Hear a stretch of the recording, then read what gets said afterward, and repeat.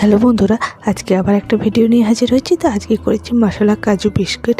এই বিস্কিটগুলো আমরা দোকান থেকে কিনে কিন্তু খেয়ে থাকি, আর খেতে কিন্তু খুব ভালো লাগে। তো কীভাবে বাড়িতে সহজে করে নিয়ে যায় সেটাই দেখাবো। খুব সহজ পদ্ধতি, আর খেতে খুবই টেস্টি হয়েছে। তো প্রথমে একটা বড় বাটিতে নিয়ে নেবো আমি 2 কাপ ময়দা।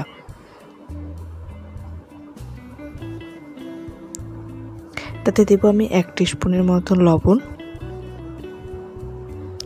1 টিস্পুনের মতন দেবো গোটা জিরে, আর 2 চামচ দেবো ঘি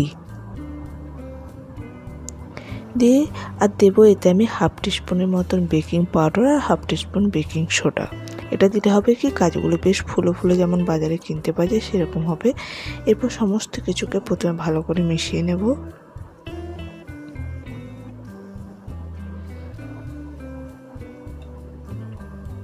তো মেশানো হয়ে গেছে। এরপর অল্প অল্প জল দিয়ে এটার একটা ডো তৈরি করব। খুব একটা টাইটও না, খুব নরমও না, মিডিয়াম ডো তৈরি করে নেব একটা।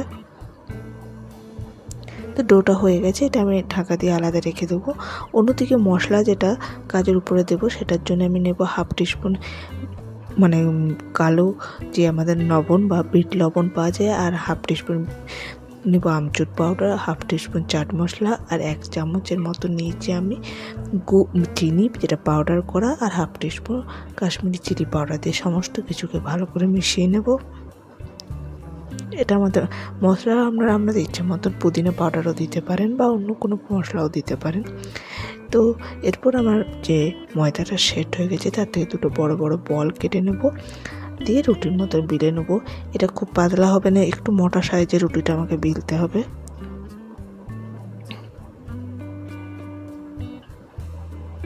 তো বড় রুটির মতন বেলে নিয়েছি।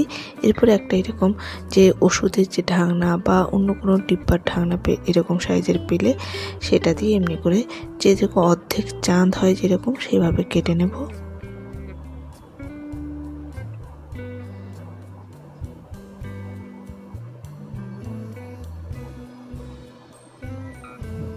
তো এইভাবে প্রত্যেকটা বিস্কিট আমি কেটে নিয়েছি আগে। এবার গ্যাসের মধ্যে কড়াই যাবে, তেলটা গরম হতে দিয়ে দেবো। তেলটা মিডিয়াম টু লো ফ্লেমে গরম করতে হবে, খুব একটা না। এরপর এর মধ্যে কাজু বিস্কুটগুলো দিয়ে একদম মিডিয়াম টু লো ফ্লেমে এটাকে ভাজতে হবে।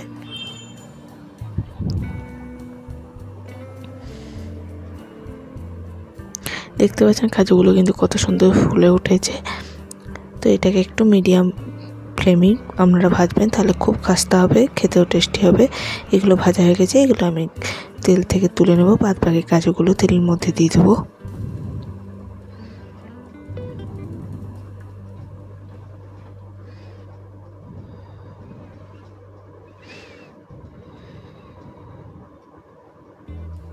তো কাজুগুলো যেগুলো ভাজা হয়েছে সেগুলো একটা পাত্রে রেখে সঙ্গে সঙ্গে যে মশলাটা আমরা তৈরি করেছি সেই মশলাটার মধ্যে দিয়ে দেবো। কেননা কাজুর মধ্যে এখন তেল লেগে আছে, তো মশলার কোটিংটা খুব ভালো মতো লেগে যাবে। তো এই সঙ্গে সঙ্গে কাজটা করতে হবে। তো বাদ বাকি কাজুগুলোও ভাজা হয়ে গেছে।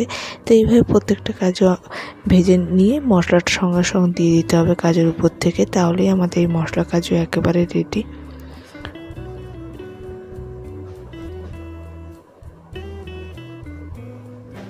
তো এগুলো চায়ের সাথে খেতে কিন্তু খুবই ভালো লাগে, বা এমনিও আমরা খেয়ে থাকি। তো আমার এই মশলা কাজুটা হতেও বেশিক্ষণ টাইম লাগেনি। তো আমার এই ভিডিওটা কেমন লাগলো অবশ্যই কমেন্টস করে জানাতে ভুলবেন না। আজ এই পর্যন্তই, নমস্কার।